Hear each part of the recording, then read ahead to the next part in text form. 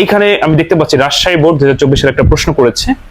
কত বলছে সত্যক সারণী কি হচ্ছে, এই যে টেবিল বা সারণী, এই টেবিল বা সারণীতে যে ডিজিটাল সার্কিটে ফলাফল প্রকাশ করে এটাই কি সত্যক সারণী। তাহলে সুন্দর করে কিভাবে লিখবো বলতো, যে টেবিল বা সারণীতে ডিজিটাল সার্কিটে ফলাফল প্রকাশ করা হয় তাকে সত্যক সারণী বলে। খতে বলছে খতে দেওয়া আছে এভাবে যে a into a plus a সমান a প্রমাণ করো। তাহলে আমরা খ উত্তর লিখে লিখবো লেফট হ্যান্ড সাইড সমান সমান a প্লাস যা আছে আর কি সেটা তুললাম। এবার আমরা গুণ করব, সরি এখানে প্লাস ছিল না, a আর a গুণ করলে a গুণ a, আবার a দিয়ে গুণ করলে প্লাস a। আমরা জানি দুইটায় মানে একটায়, দুইটায় মানে একটায়, আবার দুইটায় যোগ করলে একটায়। তাহলে লিখবো অতএব লেফট হ্যান্ড সাইড সমান রাইট হ্যান্ড সাইড প্রমাণিত। তোমাকে কিন্তু এটা প্রমাণ করতে বলছে, বলছে যে এত সময় তো ব্যাখ্যা করো। তাহলে লিখবো বুলিয়ানের মৌলিক উপপাদ্য অনুযায়ী এটা প্রমাণিত, এরকম লিখে দিলে হবে। আচ্ছা, গ নাম্বারের চমৎকার প্রশ্ন বলেছে, দেখো গ নাম্বারে বলছে যে কে এর মান সরল করো, কে এর মান লেখো এবং সরল করো। তো তুমি ঠিক এইভাবে গ উত্তর লিখে ওই কে এর মান বের করবা, দেখবা যে কে এর প্রাপ্ত মান নির্ণয় করা হলো। এবারে সত্যক সারণীতে আমরা মান বের করে সরল করব। তো সত্যক সারণীতে মান বের করার নিয়ম হচ্ছে যেই যেই ঘরে 1 হবে সেইটা আমাদের ক্যালকুলেশন করতে হবে, যেটা যেটা শূন্য সেটা নিব না। তো প্রথম ঘরে যখন আমরা 1 পেয়েছি তখন দেখতে পাচ্ছি x শূন্য y শূন্য, এর অর্থ হলো x নট y নট, মানে শূন্য হইলে নট আর 1 থাকলে নট না। তাহলে প্রথম ঘরে যখন আমরা 1 পেয়েছি তখন ইনপুটের অবস্থা x শূন্য y শূন্য, এই জন্য x নট y নট। যখন এক ঘরের থেকে আরেক ঘরে যাব তখন একটা প্লাস চিহ্ন দিবা। এইভাবে কিন্তু সত্যক সারণীতে মান বের করতে হয়। তো পরের ঘরে তো 1 নাই, এই যে 1 আছে, এই ঘরে আবার আমরা হিসাব করব। এই ঘরে যখন 1 পেয়েছি, এই যে যখন আমরা এই ঘরে 1 পেয়েছি তখন দেখতে পাচ্ছি x1 y0, এর অর্থ হলো x1 মানে শুধু x, x1 মানে শুধু x, আর y0 মানে হচ্ছে y নট। আবার এক ঘর থেকে আরেক ঘরে গেলে প্লাস দিব, ওকে দিলাম প্লাস।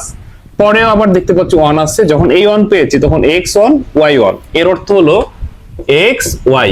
তাহলে এটা হলো কে এর মান হয়ে গেল। বলছে যে কে এর মান লেখো এবং সরল করো। ধরো তুমি যদি এখন সরল নাও পারো তাও তোমাকে 1 দিয়ে দিবে। কেন 1 দিবে? ওই যে প্রশ্নতে বলছে কে এর মান বের করে এবং সরল করো। এবার 3 মার্কের প্রশ্নে ধরো 2 সরল আর 1 হচ্ছে তুমি যে মান বের করতে পারছো, এতে 1 পেয়ে গেলা।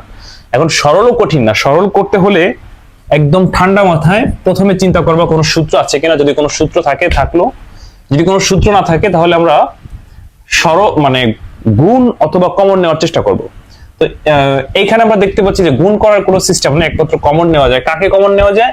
এখানে y নট কমন নেওয়া যায়।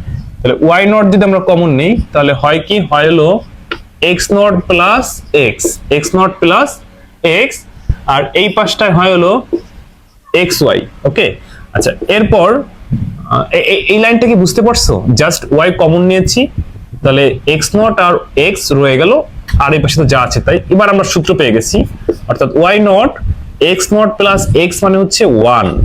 ওই যে মনে আছে a প্লাস a নট মানে 1, সেই সূত্রটা আর কি যার মনে আছে। আর যদি কারো মনে না থাকে কি আর করার বলো। আচ্ছা এরপরে আমরা জানি 1 দিয়ে যা গুণ করি তাই, অর্থাৎ y নট প্লাস xy লেখা যাবে।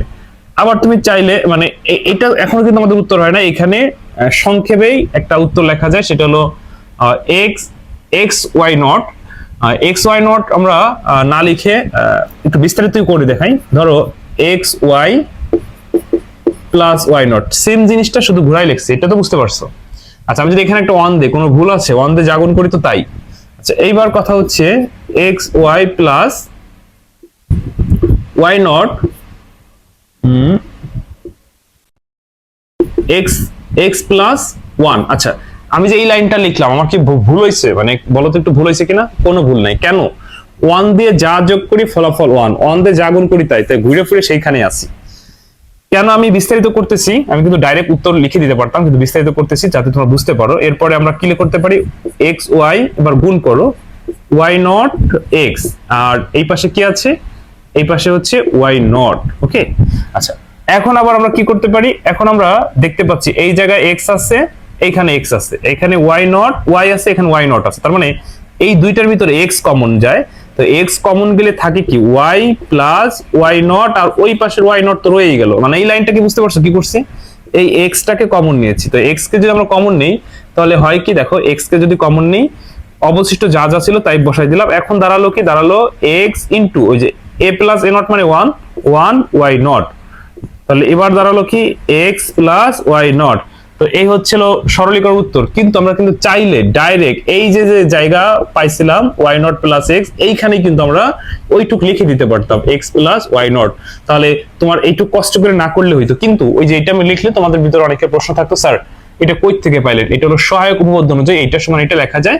ওকে, আমি যেহেতু বিস্তারিত করছি আর তো কোনো কথাই নাই, তাহলে Y not plus X Y থাকলে এক্স প্লাস ওয়াই নট লেখা যায়। আবার যদি এরকমও থাকে, ধরো A A B plus B not, তাহলে এটারে লেখা যায় এ প্লাস বি নট, একই জিনিস একই জিনিস, কিন্তু এখানে এ বি আর এখানে এক্স ওয়াই একই কথা।